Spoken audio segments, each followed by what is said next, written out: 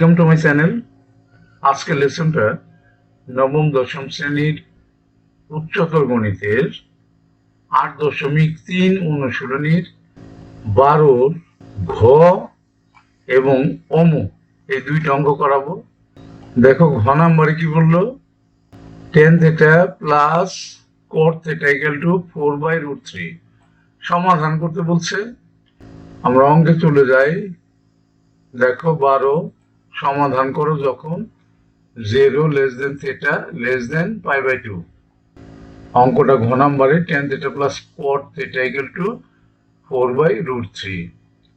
এখন আমরা cot কে 1/10 করে নিলাম, এরপরে লসাগু করলাম। হর tan θ লসাগু হলো আস্থা সংখ্যা লসাগু দ্বারা গুণ, tan গুণ করলে tan² θ, আর হরের সাথে লসাগুর সাথে মিলে গেলে উপরে যা আছে তাই 1 বসলো, ডান পাশে যা আছে তাই বসলো 4/√3।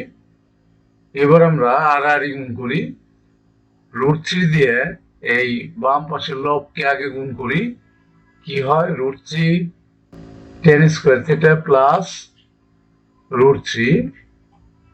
এবার 4 দিয়ে tan θ কে গুণ করলে 4 tan θ। এবার আমরা 4 tan θ কে বাম পাশে মাঝখানে নিয়ে আসলাম, আর বাকিগুলো ঠিক রাখলাম, ডান পাশে 0 হয়ে গেল। এবার আমরা মিডিল টার্ম করব। মিডিল টার্ম করার নিয়মে আমাদেরকে বলছে যে প্রথমটা আর লাস্টেরটার গুণফলকে ভাঙাইতে হয়। প্রথমটা আর লাস্টেরটার গুণফল কত হয়, √3 গুণ করলে হয় 3। 3 কে যদি আমরা ভাঙাই, 3 যেহেতু মৌলিক সংখ্যা, 1 দিয়ে ভাঙাইতে হবে, 3 অক্ষে 3। আমরা তাই করলাম। 3 tan θ মাইনাস tan θ, তাহলে 3 আর 1 4 হলো আমাদের। একই সাইন রাখলাম, দুটোটাই মাইনাস সাইন করলাম, যেহেতু আমরা যোগ করে মিলাচ্ছি। এবার আমরা জোড়ায় জোড়ায় কমন নেব। প্রথম জোড়ার থেকে আমাদের কি কমন যায়, √3 tan θ কমন যায়, সেটা কমন নিলাম। আর তোমরা জানো যে কমন নেওয়া মানে ভাগ করা, আগে আমি বলেছি। তাইলে ভাগ করলে আমাদের থাকে tan θ, আর এখানে থাকে -√3। এবার আমরা এই জোড়ার থেকে কিছু কমন যায় না, মানে -1 কমন নিলাম। ভিতরের সাইনটা √3 আগে প্লাস ছিল, সেটা মাইনাস হয়ে গেল। তাহলে দেখো দুইটা ব্র্যাকেট সেম হয়ে গেল, tan θ -√3, সেখান থেকে একটা নিয়ে নিলাম। আর আনকমন যে দুইটা, √3 tan θ -1, এই দুইটাকে এক ব্র্যাকেটে ঢুকাইলাম, = 0। এবার আমরা হয় অথবা করতেছি। দেখো tan θ -√3 = 0, tan θ √3। এবার √3 তে tan এর কত ডিগ্রি, tan এর 60 ডিগ্রিতে কিন্তু √3 আছে, তাহলে tan θ tan π/3, মানে tan 60 ডিগ্রি। tan বাদ দিলাম, θ π/3। এবার আরেকটা নিলাম, অথবা √3 tan θ -1 = 0, tan θ দেখো 1 এক লাইন একটু কম করছি আমরা, তারপরে 1/√3 হলো। 1/√3 tan এর কত ডিগ্রিতে, 30 ডিগ্রিতে, তাহলে 30 ডিগ্রি মানে π/6। তারপর আমরা tan বাতিল করে দিলাম, θ π/6। তাহলে থিটার মানটা কিন্তু দুইটা হলো, একটা 60 ডিগ্রি, একটা 30 ডিগ্রি। দুটোটাই কিন্তু এই শর্তকে পূরণ করে। দেখো এখানে যে শর্ত ছিল 0-র চাইতে বড় θ এবং 90-র চাইতে ছোট, তাহলে দুটোটাই কিন্তু আমাদের অ্যান্সার হয়ে গেল। নির্ণয় সমাধান θ = π/3 বা π/6। এবার আমরা পরের অঙ্কটা দেখে আসি। দেখো 12 রোম নাম্বার অঙ্কটা, 2 sin² θ প্লাস 3 cos θ = 3। অঙ্কে চলে যাই আমরা। এখন সমাধান করো যখন 0 θ π/2। আর অঙ্কটা ছিল 2 sin² θ প্লাস 3 cos θ = 3। এখন একজাত বানায় নিতে হয় আমাদের, তাহলে sin² পরিবর্তে আমরা লিখলাম 1 - cos²। 2 আগে ছিল, 2 আগে রাখলাম। এবার আমরা 2 দিয়ে গুণ করে ব্র্যাকেটটা উঠিয়ে দেব, 2 অক্ষে 2, আর এখানে 2 cos square theta plus 3 cos theta, এটা থাকলো। আর এই যে এই 3টা ডান পাশে ছিল সেটাকে মাইনাস করে বাম পাশে নিয়ে আসছি, এখানেও তাই লিখছি।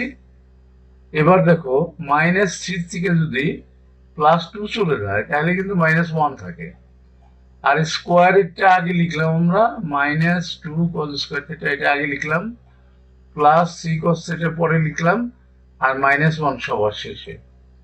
এখন প্রথমে মাইনাস আছে, এই জন্য আমরা প্রথমে মাইনাস রাখতে চাচ্ছি না, বিধায় আমরা -1 দিয়ে গুণ করে দিলাম। তাহলে সবগুলো সাইন পরিবর্তন হয়ে গেল, হইল 2 cos square theta -3 cos theta +1।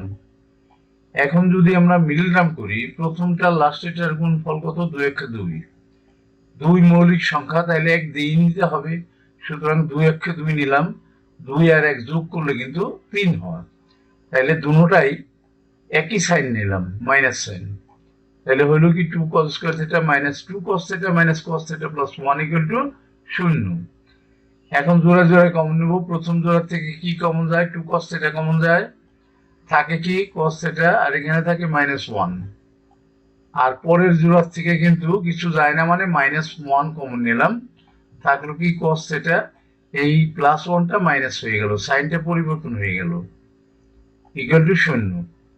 তাহলে দেখো দুইটা ব্র্যাকেট কিন্তু সেম আছে আমাদের, cos থিটা -1, এখানেও cos থিটা -1, এখান থেকে একটা নিলাম, আর আনকমন 2 cos থিটা -1, এই দুইটাকে এক ব্র্যাকেটে ঢুকাইলাম, = 0।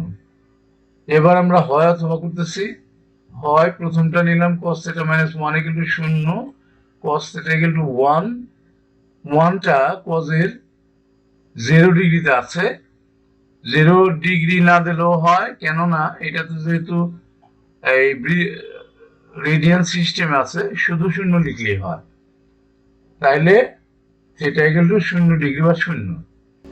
ইহা গ্রহণযোগ্য নয়, কেননা 0-এর চাইতে বড় হওয়ার কথা বলা হয়েছে আমাদের থিটার মানটা, এই জন্য এটা গ্রহণযোগ্য হইল না। অথবা আমরা নিলাম 2 cos থিটা -1 = 0, মাইনাসটা ডান পাশে নিয়ে এই 2টা ডান পাশে ভাগ করলাম, অর্থাৎ হাফ হইল। হাফ cos এর কত ডিগ্রিতে হাফ আছে? আমরা জানি sin 30 cos 60 হাফ, তাহলে cos এর আছে 60 ডিগ্রি, মানে π/3। তাহলে cos বাতিল করে দিলাম, থিটা = π/3। তাহলে নির্ণয় সমাধান থিটা = π/3। সেই সাথে আমাদের দুটোটা অঙ্ক কিন্তু শেষ হয়ে গেল, আজকের লেসনটা শেষ হয়ে গেল। নিশ্চয়ই তোমরা পরবর্তী লেসন দেখবা। See you next.